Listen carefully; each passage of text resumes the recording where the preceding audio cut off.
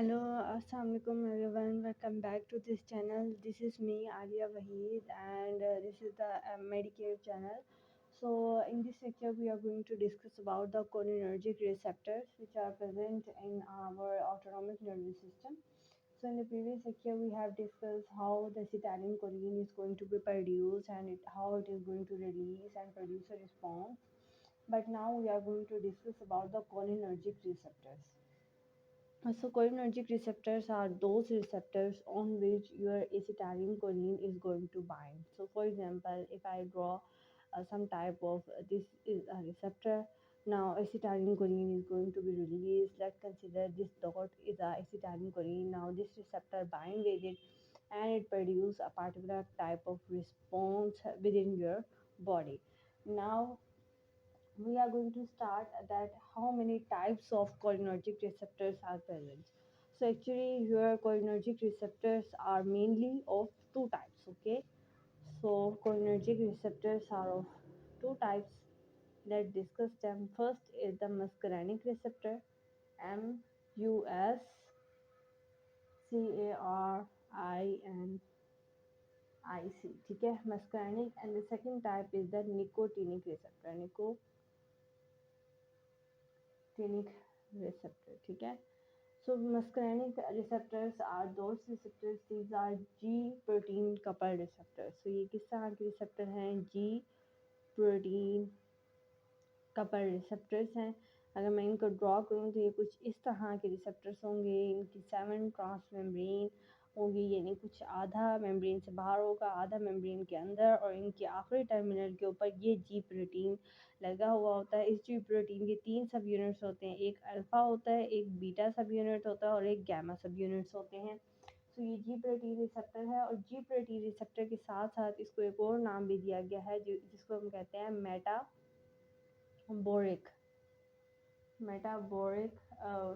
मेटाट्रोपिक, ठीक है. यहाँ से रेस कर देते हैं. सो मेटाट्रोपिक भी हम इसे कह रहे हैं. अच्छा, मेटाट्रोपिक हम इसे क्यों रिसेप्टर कह रहे हैं? क्योंकि ये सेकंड मैसेंजर इफेक्ट के ज़रिए से अपना इफेक्ट शो करता है, ठीक है. इसलिए हम इसको मेटाट्रोपिक रिसेप्टर कहते हैं. आर से मतलब रिसेप्टर है, ठीक है. सो एक तो ये मस्कैनिक रिसेप्टर है, दूसरा हमने इसको मेटाट्रोपिक रिसेप्टर कहा है. जी प्रोटीन कपल रिसेप्टर है, और ये सेकंड मैसेंजर सिस्टम किस तरह से एक्टिवेट करेगा कि यहाँ पर एडिनाइल साइक्लेज एंजाइम प्रेजेंट होगा.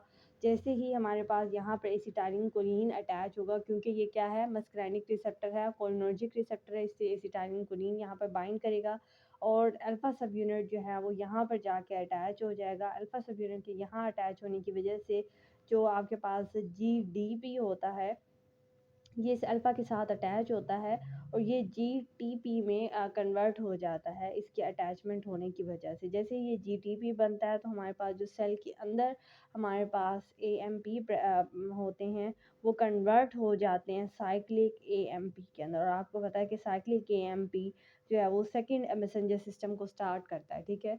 सो इसलिए क्योंकि यहाँ पर ये पूरा सेकंड मैसेंजर सिस्टम इन्वॉल्व है, इसलिए हम इसको मेटाट्रोपिक रिसेप्टर्स भी कहते हैं. अब वो कह रहे हैं कि ठीक है, हमने इसको मस्करानिक रिसेप्टर कह दिया क्योंकि ये एसिटाइलकोलिन के साथ अटैच कर रहा है, बट एसिटाइलकोलिन के साथ साथ ये किसी और चीज़ के साथ भी अटैच होता है, उसको हम लोग कहते हैं मस्करीन, ठीक है. तो ये एक तो एसिटाइलकोलिन के साथ अटैच हो रहा है, और दूसरा एक और चीज़ है जिसको हम कहते हैं मस्करीन. ये इन दो के साथ अटैच होता है. एसिटाइलकोलिन के बारे में तो आपको पता है कि ये न्यूरोट्रांसमीटर है जो हमारी बॉडी के अंदर प्रेजेंट है. अब ये मस्करीन क्या है? मस्करीन एक्चुअली कुछ भी नहीं है, ये एक अल्कोलाइड है. ये क्या है? एक अल्कोलाइड है, और ये एक पॉइजनस मशरूम है जहाँ से ये प्रोड्यूस होता है, ठीक है. सो अब मस्करीनिक जितने भी रिसेप्टर हैं उन पे एसिटाइलकोलिन भी बाइंड हो सकता है, मस्करीन भी बाइंड होता है, लेकिन निकोटीन बाइंड नहीं होगा, ठीक है. और इसकी कुछ सब क्लासेस भी हैं. मस्करीनिक रिसेप्टर्स की कुछ सब टाइप्स हैं, ठीक है. इसकी क्या है? कुछ सब टाइप्स हैं. उनको आप लोग देख सकते हैं कि इसकी सब टाइप्स में M1 है, M2 है, M3 है, और इसके साथ साथ M4 और M5 भी होता है. बट M4 और M5 इतने ज़्यादा मशहूर नहीं है क्योंकि उनका रोल बहुत ही कम आ जाता है, बट मेजरली अगर आप बात करें कि जो मेजर फंक्शन जो परफॉर्म कर रहे हैं वो यही 3 ही हैं। इससे ज़्यादातर हम इन 3 को ही डिस्कस करते हैं, बट एक्चुअली में इसकी 5 सब टाइप्स हैं, ठीक है। सो आई थिंक कि आपको मस्कुलिनिक रिसेप्टर का ये सारा कुछ पता लग गया होगा। अब मैं आपको दिखाती हूँ कि किस किस तरह से इसकी डायग्राम मैं आपको बना के दिखा देती हूँ, ठीक है। ये सारी चीज़ें तो हमने देख ली कि मस्कुलिनिक रिसेप्टर्स कहाँ कहाँ हैं। अब आप यहाँ देखें कि कुछ इस तरह से मैं बना रही हूँ ताकि आप लोगों को ये चीज़ समझ में आ सके। ये मैं मस्कुलिनिक रिसेप्टर्स बना रही हूँ जिसके ऊपर एसिटाइलिन कोलिन जो है वो जाके बाइंड करने वाला है, ठीक है। और नेक्स्ट भी में हम ऐसे ही बनाएंगे, ठीक है। ये मैंने 3 ये रिसेप्टर, ये एक रिसेप्टर है, उसकी पार्टिकुलर एक शेप है, ठीक है। अब जो इस पार्टिकुलर शेप में फिक्स होगा वही इसके साथ आगे एक्टिविटी शो करेगा। तो ये 3 एक ही मेम्ब्रेन के ऊपर रिसेप्टर्स प्रेजेंट हैं, ठीक है। अब सबसे पहले इस रिसेप्टर के ऊपर आ जाते हैं। तो मस्करीन ही इसके साथ जाके अटैच करेगा और मस्करीन की शेप कुछ इस तरह से है,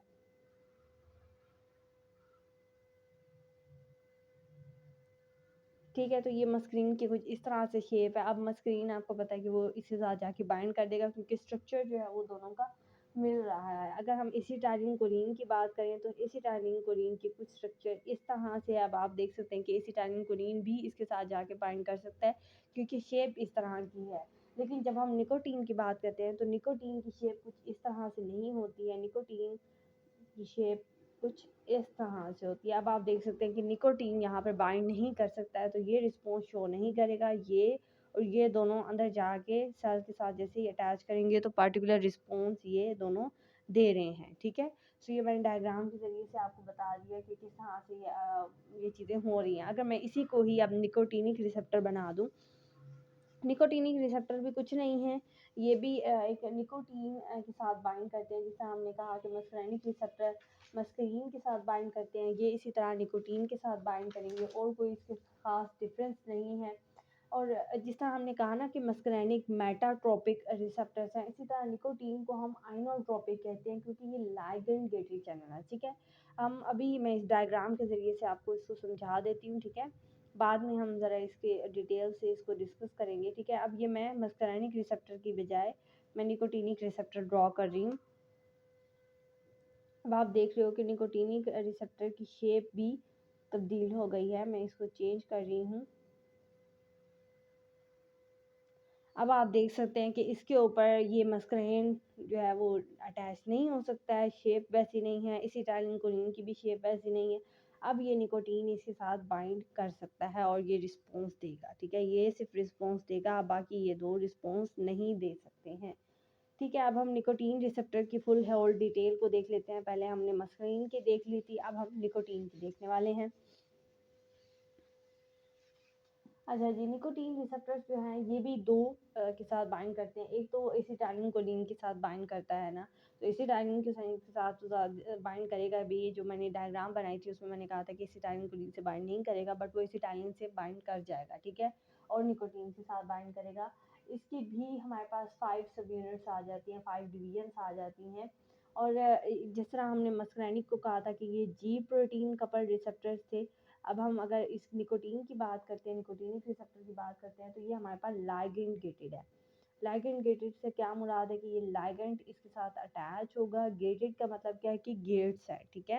यानी कोई भी रिसेप्टर्स होगा, लेट कंसीडर कि ये एक कोई एक रिसेप्टर है, इसके ऊपर गेट है, ये मेम्ब्रेन आ जाती है इस तरह से, ठीक है। मैं फर्जी ये बना रही हूँ, डायग्राम पे मत जाइएगा। ये गेट है और ये गेट इस वक्त बंद है, ठीक है। अब कोई भी बाहर से आएगा, वो लाइगेंड इस रिसेप्टर के साथ बाइंड अप करेगा। जैसे ही लाइगेंड बाइंड करेगा ये गेट खुल जाएगा इस तरह से। ये गेट खुल चुका है।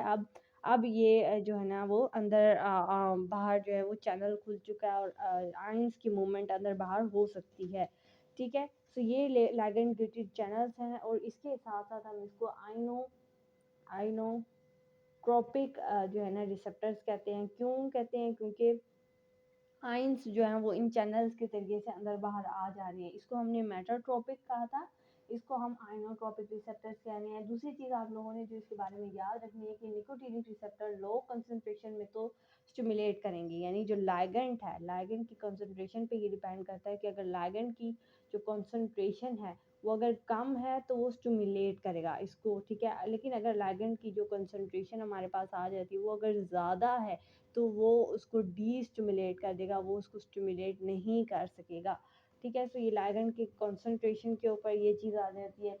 नेक्स्ट चीज़ जो हमारे पास आ जाती है कि ये आइनोट्रोपिक रिसेप्टर्स हैं कहाँ कहाँ, ठीक है। मस्करैनिक रिसेप्टर की तो मैंने आपको अभी लोकेशन नहीं बताई है, पर मैं वो भी बताती हूँ। लेकिन अगर आप आयने की कंसंट्रेशन की बात करें कि ये कहाँ कहाँ है, तो इनकी जो लोकेशन है, सबसे पहले तो ये सेंट्रल नर्वस सिस्टम के अंदर आपके प्रेजेंट है। दूसरा ये पेरिफेरल नर्वस सिस्टम में भी हैं लेकिन थोड़े से हैं। एड्रिनल मेडुला के ऊपर ये प्रेजेंट है, एड्रिनल मेडुला के ऊपर। दूसरा अगर आप बात करें जितने भी गैंग्लियोन्स हैं आपके सेंट्रल नर्वस सिस्टम के ऊपर, उनके अंदर ये प्रेजेंट है। गैंग्लिया हमारे पेरिफेरल नर्वस सिस्टम के अंदर भी होते हैं तो वहाँ पर भी ये प्रेजेंट है। इसके अलावा न्यूरोमस्कुलर जंक्शंस जो होते हैं, जिसको हम मैं एनएम से कह रही हूँ, उनके ऊपर ये प्रेजेंट होते हैं। न्यूरोमस्कुलर जंक्शंस किस तरह से होते हैं, मैं सिंपली एक डायग्राम बनाती हूँ। फॉर एग्जांपल ये कोई भी आपका एक मसल है और ये यहाँ पर एक न्यूरॉन आ रही है, तो इसको हम कहते हैं न्यूरोमस्कुलर जंक्शन। यहाँ पर न्यूरॉन से कुछ ना कुछ एसिटाइलकोलिन फॉर एग्जांपल रिलीज होगा, ये निकोटीन रिलीज होगा। ये निकोटीन इस मसल के ऊपर प्रेजेंट रिसेप्टर के साथ जाके बाइंड करेगा और मसल के साथ जो भी रिस्पॉन्स करना होगा वो रिस्पॉन्स करेगा, ठीक है। एक तो आ जाता है कि ये न्यूरोमस्कुलर जंक्शंस पे हैं। दूसरा ये आ जाते हैं न्यूरॉन्स की जंक्शन के ऊपर, ठीक है। यानी एक न्यूरॉन दूसरे न्यूरॉन से, यानी ये प्री साइनेप्टिक न्यूरॉन है और ये दूसरी पोस्ट साइनेप्टिक न्यूरॉन है। तो ये न्यूरॉन्स के दरमियान में एसिटाइलकोलिन या निकोटीन रिलीज होगा। आगे निकोटीनिक रिसेप्टर्स प्रेजेंट होंगे, वो इनके साथ बाइंड करेंगे और particular response post synaptic neuron के अंदर आ जाएगा, ठीक है। सो अगर ये न्यूरोमस्कुलर जंक्शन है तो इसको हम डोनेट करने के लिए एनएम का वर्ड यूज़ करते हैं, यानी निकोटीन निक रिसेप्टर है लेकिन न्यूरोमस्कुलर जंक्शन के ऊपर है। और अगर ये दो न्यूरॉन्स के दरमियान में ये जंक्शन है तो इसको हम एन से डिनोट करते हैं, ठीक है। यानी न्यूरोमस्कुलर निकोटीनिक रिसेप्टर है दो न्यूरॉन्स के दरमियान में, और वो इनके दरमियान में एक आप समझ लें कि एक ब्रिज कन्वर्ट कर रहा है, दोनों के दरमियान में एक कनेक्शन दे रहा है, ठीक है। सो आई होप कि आप लोगों को ये दोनों रिसेप्टर की चीज़ें समझ में आ गई होंगी। नेक्स्ट चीज़ में हम लोगों ने डिस्कस करना है कि मस्करैनिक जो रिसेप्टर्स हैं उनकी लोकेशन कहाँ कहाँ पे है। जैसे मैंने आपको बताया कि मस्करैनिक रिसेप्टर की 5 सब टाइप्स हैं, ठीक है। निकोटीन की तो मैंने आपको लोकेशन बता दी कि कहाँ कहाँ ये प्रेजेंट है। अब मस्करैनिक रिसेप्टर की मैं लोकेशन आप लोगों को बता देती हूँ कि M1 M2 इनको याद रखने का तरीका क्या है, मैं वो भी आप सब लोगों को बताऊँगी, ठीक है। सो यहाँ पर आप लोग देख सकते हैं कि जो M1 है, ठीक है, जितनी भी सब टाइप से पहले हम वो लिखते हैं। M1 रिसेप्टर था, M2 था, M3। अच्छा, नेक्स्ट हमारे पास सब टाइप आ जाती है M4 रिसेप्टर्स की एंड M5। अब हम देखते हैं कि ये कहाँ कहाँ प्रेजेंट है। सो अगर आप M1 की बात करें तो ये न्यूरॉन्स के अंदर प्रेजेंट है, यानी ये न्यूरल पोजीशन है। आप सेंट्रल नर्वस सिस्टम कह सकते हैं कि वहाँ पर ये प्रेजेंट है, ठीक है। सेंट्रल नर्वस सिस्टम लिख भी देती हूँ। नेक्स्ट अगर आप M2 की बात करें तो ये कार्डिक में होती हैं, ठीक है। या आप स्मूथ मसल्स कह सकते हैं, मसल मैं लिख देती हूँ, ठीक है। तो ये इन दो जगहों पे होता है। M3 की बात करते हैं अगर हम, तो ये 3 जगह हैं इनकी। एक तो ग्लैंडुलर और दूसरा स्मूथ मसल्स के अंदर वैसा कंस्ट्रक्शन करवा रहे होते हैं, ठीक है। ग्लैंड्स में है ये और दूसरा मसल्स के अंदर है, ठीक है। और दोनों को ये क्या कर रहे हैं, कंस्ट्रक्ट करवा रहे हैं। VC से मतलब है कंस्ट्रक्शन। M4 और M5 दोनों की अगर आप बात करते हैं तो ये सेंट्रल नर्वस सिस्टम के अंदर हैं और ये लोकोमोशन में हेल्प कर रहे हैं, यानी आपकी जो मूवमेंट है, आपका चलना फिरना, उनको बस ये कंट्रोल कर रहे हैं। तो ये इतना ज़्यादा इंपॉर्टेंट नहीं है, ज़्यादा इंपॉर्टेंट ये दो हैं, ठीक है। कार्डिक और मसल्स के अंदर हैं और इस है, ठीक है। सो ये चीज़ हो जाती है, लेकिन इनकी इम्पोर्टेंस भी है। जैसे M1 अगर मैं रिसेप्टर की बात करती हूँ ना, तो ये आपके अल्ज़ीमर डिजीज़ जो होती है, ये सेंट्रल नर्वस सिस्टम की एक डिजीज़ है, उसको ये ट्रीट करता है। अब ट्रीट करने से मुराद क्या है कि अगर आपको कोई अल्ज़ीमर डिजीज़ है, इसका मतलब क्या है कि आपका M1 रिसेप्टर में ही कोई ना कोई ख़राबी आई हुई है।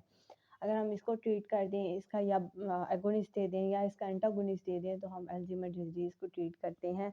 इसी तरह अगर हम M3 रिसेप्टर की मैं बात करूँ, जैसे मैंने कहा कि ये स्मूथ मसल्स के अंदर है, ठीक है?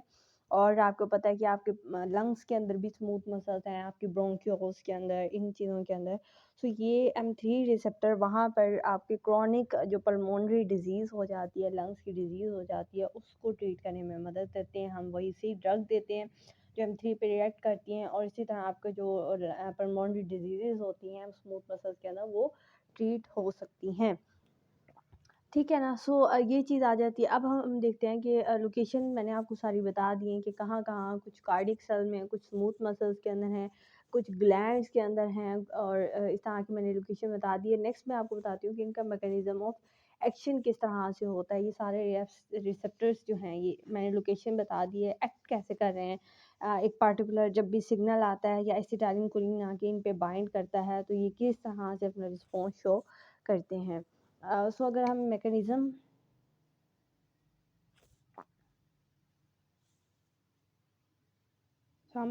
को अब देखने वाले हैं। सो मैकेनिज़्म कुछ भी डिफरेंट नहीं है, जस्ट ये है कि सेकंड मैसेंजर सिस्टम के ज़रिए से ये चलेगा, ठीक है? कौन सा है? सेकंड मैसेंजर सिस्टम, वो इसके ऊपर एक्ट करेगा और इसको कंट्रोल करता है, ठीक है? और सेकंड मैसेंजर सिस्टम किस तरह से करता है कि जी प्रोटीन होगी, जी प्रोटीन से आगे जब जैसे ही लिगैंड बाइंड करेगा, वो सारा मैं आपको पहले भी डायग्राम बना के समझा चुकी हूँ। मैं दोबारा वो डायग्राम नहीं बनाऊंगी, ठीक है? आई होप कि आप लोगों को वो चीज़ समझ में आ चुकी होगी। नेक्स्ट चीज़ आ जाती है, हम लोगों ने मस्करैनिक एगोनिस्ट पढ़ना है। मस्करैनिक एगोनिस्ट क्या होंगे, ठीक है ना? मस्करैनिक एगोनिस्ट वो होंगे जो मस्करैनिक रिसेप्टर के साथ अटैच होने के बाद उसे एक्टिवेट कर देगा। For example this is a muscarinic receptor, क्योंकि ये जी प्रोटीन कपल है, तो मैं हमेशा जी प्रोटीन को ऐसे ही बनाऊंगी। अब इसके साथ जो भी आके अटैच होगा मस्करैनिक एगोनिस्ट, ये अब कोई भी एगोनिस्ट है और इसने जाके इसको स्टिमुलेट करना है, यानी ये सेल जो भी काम कर रहा था, फॉर एग्जांपल ये स्मूथ मसल्स की वैसो कंस्ट्रिक्शन करवा रहा था, तो और ज़्यादा ये वैसो कंस्ट्रिक्शन करवाएगा, ठीक है? सो अगर हम मस्करैनिक एगोनिस्ट की बात करते हैं, तो यहाँ पर सबसे पहले पाइलोकार्पिन का वर्ड आता है, पाइलो कार्पिन, ठीक है? ये पाइलोकार्पिन नॉन सेलेक्टिव मस्करैनिक रिसेप्टर है। नॉन सेलेक्टिव का मतलब ये है कि वो बहुत ज़्यादा सेलेक्टिव नहीं है, यानी इसको नॉन सेलेक्टिव है, इजीली रीअपटेक हो जाता है। और ये ग्लाइकोमा और एक्ज़िमिया, ग्लाइकोमा के वो पेशेंट्स होते हैं जिनका आई के अंदर इंट्राओक्यूलर प्रेशर बढ़ा हुआ होता है। ये पाइलोकार्पिन जब हम उन्हें मस्करैनिक एगोनिस्ट देते हैं, तो उनकी आई के अंदर ये रिसेप्टर्स प्रेजेंट होते हैं, वो जब जैसे ही बाइंड होते हैं, तो इंट्राओक्यूलर जो प्रेशर है उसको वो ट्रीट करने में, यानी इंट्राओक्यूलर प्रेशर ग्लाइकोमा के पेशेंट में बढ़ा हुआ होता है और उसको कम कर देता है। इस तरह से ये हमारे पास ये रिसेप्टर्स हेल्प करते हैं, इस तरह से, ठीक है? इसी तरह ही इन्होंने निकोटिनिक रिसेप्टर के में भी ये चीज़ लिखी हुई है कि ये भी selectively block by mecamylamine, where as neuro receptors are block by इंट्राओक्यूलरम, ठीक है? तो उन्होंने ब्लॉकेज बताई हुई है कि किस तरह से ये ब्लॉक होते हैं, ठीक है? सो ये था आज का हमारा लेक्चर। आई होप कि आप लोगों को आज का लेक्चर समझ में आ गया होगा। आज के लेक्चर में हमने निकोटिनिक और मस्करैनिक रिसेप्टर्स के बारे में बात की है, और किस तरह से इसके सब टाइप्स क्या हैं, इसकी सारी चीज़ें हमने डिस्कस की हैं। इनकी लोकेशन क्या है, रोल क्या है, किस तरह से काम कर रहे हैं। नेक्स्ट लेक्चर में हम लोगों ने डायरेक्ट एक्टिंग कोलिनर्जिक एगोनिस्ट को स्टार्ट करने होंगे, और हम लोग देखेंगे कि डायरेक्ट एक्टिंग कौन कौन से हैं। फिर हम लोग इनडायरेक्ट एक्टिंग कोलिनर्जिक एगोनिस्ट की बात करेंगे। सो आई होप कि आप लोगों को आज का लेक्चर इजीली समझ में आ गया होगा। मैंने बहुत कोशिश किया है कि आपको बिल्कुल इजी तरीके से कॉम्प्लेक्स एक कॉन्सेप्ट को बिल्कुल इजी तरीके से समझाऊं, और आई होप कि आप लोगों को आज का लेक्चर अच्छा लगा होगा। अगर आपको वीडियो अच्छी लगी है तो प्लीज़ वीडियो को लाइक करें, शेयर करें, अपने फ्रेंड के साथ ज़रूर शेयर करें, और मेरी वीडियो को ज़्यादा से ज़्यादा शेयर करें। और मिलेंगे नेक्स्ट लेक्चर में एक नेक्स्ट टॉपिक के साथ, लेकिन तब तक के लिए अल्लाह हाफिज़।